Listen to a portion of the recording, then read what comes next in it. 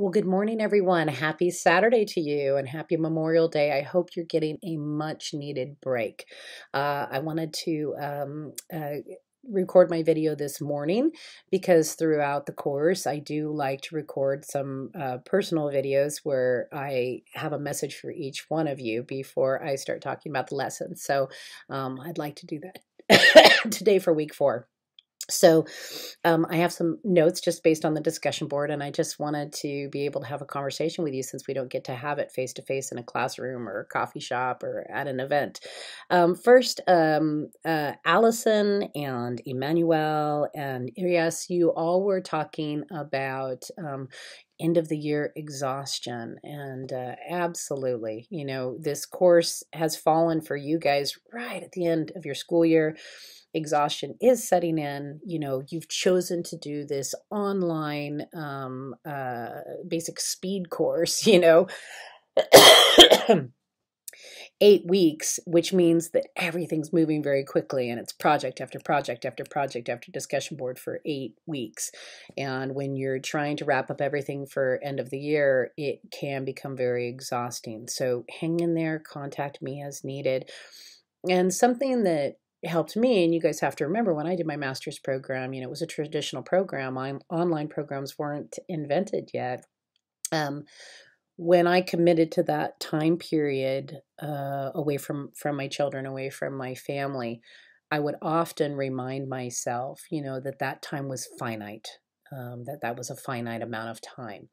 And I'm not trying to be a Pollyanna in any way and like downplay the exhaustion, but for me, knowing that it was a finite amount of time, I kind of could wrap my head around I was like, okay, this is going to end on this date as long as I keep moving this hard, this fast up until this date. And, they talk about in 12-step programs, you've heard people say one day at a time. I mean, I would often say that to myself, and I would even take it to, okay, 1 hour at a time, 1 minute at a time, 1 second at a time when I felt like I was extremely overwhelmed. So, keep that in mind, that this is finite, that you're moving through and that you're doing a great job. And Allison, I really appreciated your comment about this class being a breath of fresh air.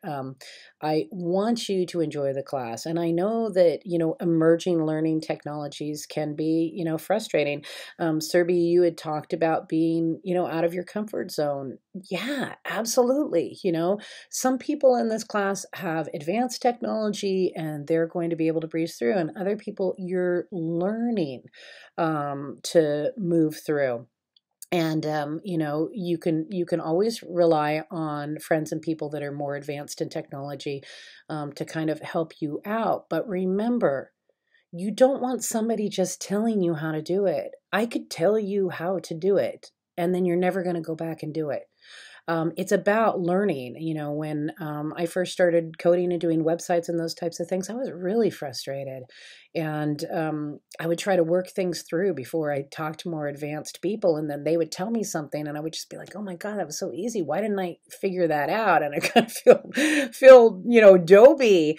But then when I started figuring more and more things out of myself and having these amazing aha moments, I learned more about the program. I learned more about the struggle, and I moved through, and I started becoming, really creative at it.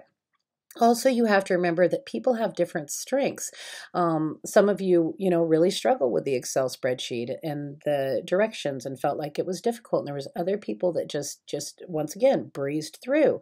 As far as Excel goes, it's not my favorite program. It never will be. I don't use it to write music. I don't use it in my English classroom. I could. I don't use it for any of those things. Okay, but then here's my husband who does architecture and fall protection and construction and engineering, and he's using it every day for his business. And my best friend who does international payroll, using it every day. And I think I told you guys in my last video, here that she was in town for a conference, and here they were just geeking out over Excel. And it was the cutest thing to watch. Like, I was just sitting on the couch watching them like, wow, they really, really love this program and they love these things. And they were arguing over things that had just been added. And I was just like, You know what I mean? And it's the same with Professor Slater and I are really close friends. You know, he teaches in Concordia too. And, Prof. Slater, he loves stuff like that. And so, he's often my go-to person if there's something in a program or something that I don't use often, that if I get to a point where I'm at my frustration level, I'll ask him and he'll kind of like lead me to the right place. However, if Professor Slater sits down and tries to do Pro Tools or advanced graphic design in Photoshop, he's like, okay, this is like a foreign language to me, teach me. So we all have our strengths, and it depends on where you're coming from and your level of technology and in your skill set and what interests you. And so just remember that when you're out in the real world and back at your school, you're going to find people that are going to teach you all sorts of cool things that you knew nothing about. Just step outside of the box and look. And who said, I'm looking through my notes. Oh, okay. So, Lana, you were the one that was talking about looking outside the box. And that's exactly what I want you to do. And just what I just said, looking outside the box at school too. But you have to look outside of the box, and you kind of have to let your brain be fluid while you are learning these things. And when you have this frustration and you're confused, that's a good thing. Okay, that's a good thing. We are so used to educators as being all knowing, okay, and coming across as not needing to learn. And we are so in our comfort zone in our classroom and what we teach.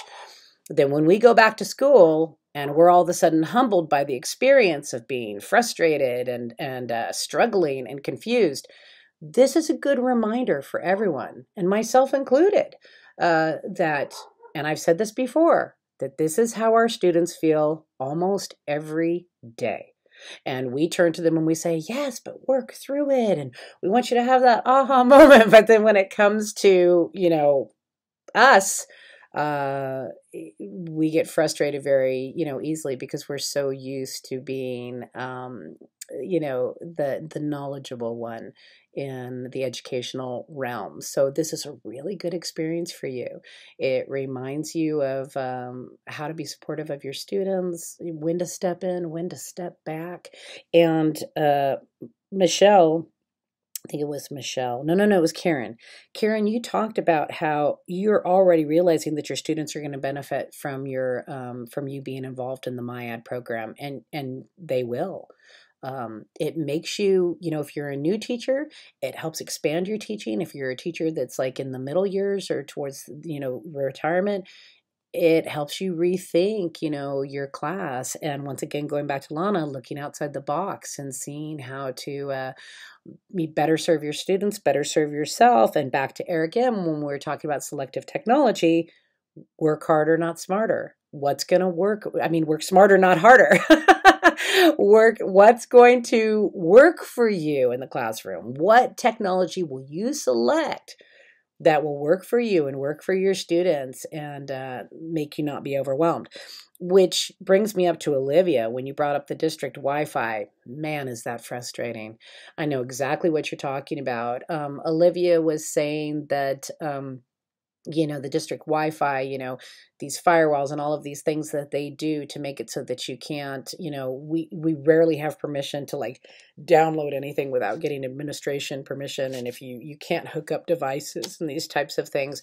And I'm coming across that too. And what was funny is I contacted one of the main IT people, and I said, I heard that you were creating a guest server, for our school. And I said, here's an idea. I said, how about, we have teachers have a servers where we can now have more access to. Right now, I can't show anything from Amazon Video.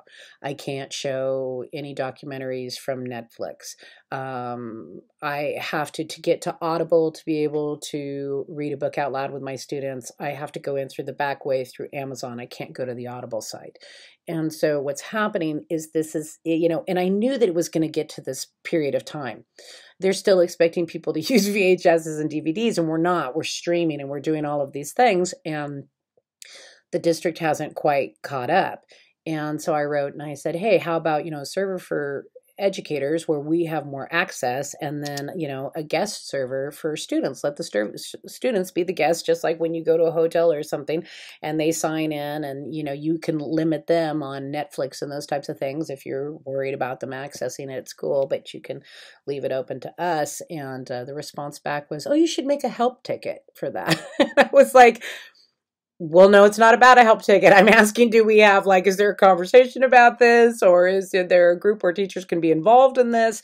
And so, Olivia, it's that fine line between, you want to keep your people safe, you want to keep your students safe, you want to make sure that they're on task with their curriculum, but we are getting to a place with all this in the Wi-Fi where it's going to have to be addressed, and we're going to have to figure this out.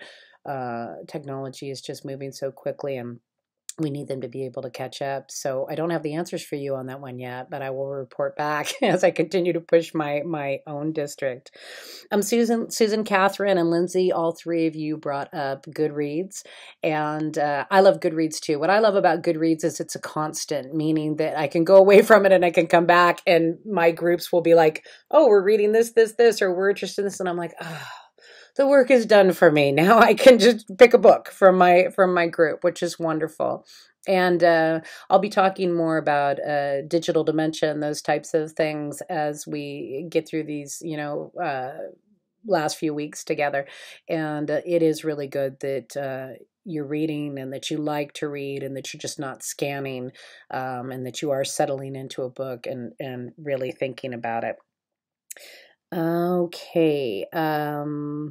Susan, Catherine, Lindsay, Lana, Olivia, Allison. Oh, Nancy, I think you brought up Twitter, and someone else brought up Twitter as well. And yeah, I'm not implementing Twitter on a regular basis. My district is, and we actually now have someone at school that has a Twitter where, they're like, okay, at this time of night, everybody, let's talk about this. And that's wonderful. But I'm, back to what Eric M. was saying about selective technology. Not that I don't like Twitter. It's just, I'm just trying to figure out how much do I want to incorporate into my life without becoming overwhelmed by social media, and still having time to have quiet moments where I can think and reflect and create. And so I think there's some great things about Twitter. Once again, it's like I've talked about social media before. I think it's a double-edged sword. I think there's great things about Twitter, and I think there's things that I would rather not, have in my life. Michelle, you were talking about somebody had shared about downloading files for 3D SketchUp, and you had said, but I don't want to just download. I want my kids to do real learning, and absolutely, I want you to do real learning too. The whole point of giving you this project and setting specific dimensions and those types of things is making you work for it, making you figure it out, making you take the time on it. And some of you have already started submitting things to me on 3D that you actually created, and really cool stuff, And I know it's frustrating and outside of your comfort zone, but once again, that's what this class is about. It's not having the perfect project turned into me. It's about you trying. And I'm witnessing that, and I know you're trying, and I take that into consideration when I'm grading you. So please relax into it, and enjoy as you're creating it.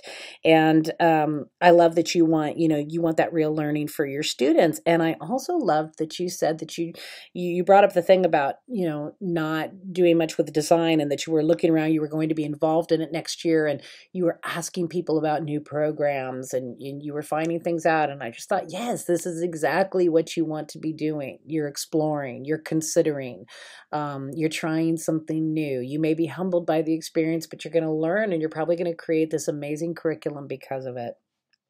Okay, I think I got everyone. Brian, Congratulations on Donors Choose. Brian, if you looked at the DB, you know that Brian got something for his classroom related to Donors Choose. And yeah, Brian, Donors Choose has been hit and miss for all of us, I believe. Some of my friends have gotten really amazing things for their classrooms, 3D printers and programs and computers and all sorts of things. And then other of us, it's like crickets, when we submit. So congratulations on that. I thought that was wonderful. So that's about it for the notes. So remember that you are signing up for your emerging technology presentation. So when you go on your assignment for this week, you're going to click on the Google Sheet and you're going to see these tabs, okay? And this is back again related to Excel. You're going to see these tabs for each one of the professors in the MyAd program. And of course, my last name's Wood, so you kind of have to hit the arrow, and then you're going to come over and you're going to find my tab, and you're going to sign up for the emerging technology that you're going to be representing in your presentation. A few of you have already chosen. Make sure that you choose something that somebody has not chosen yet. And I want you to have a good week and take a bit of a breather and know that I'm thinking of you and that I'm wishing you all well. And I will talk to you soon. Bye-bye.